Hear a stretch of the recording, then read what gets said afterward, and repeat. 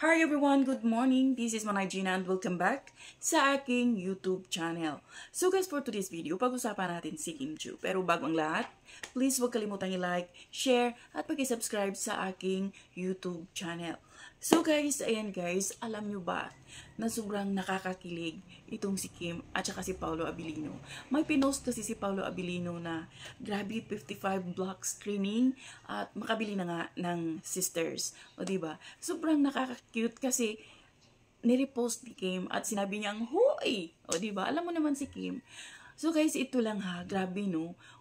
Ano pa lang, January pa lang. Yung movie nila is lalabas this coming March 26. So, ang dami ng block screening ng sisters. Imagine mo, 55.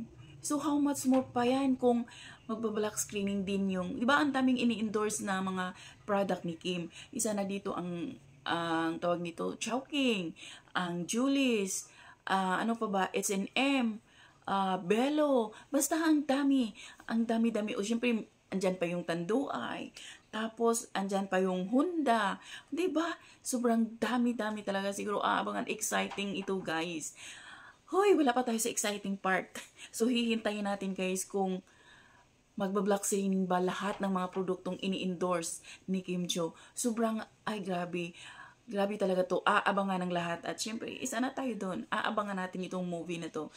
First time kong manood ng movie sa cinema. Hindi ako kasi nanonood. Pero itong movie ni Kim at ni Paolo, aabangan ko at manonood talaga ako. Kasi nga, ay, sobrang nakakakilig ito guys. Promise. So yun lang guys. Thank you for watching. Until then, bye. God bless everyone. Bye, be kind.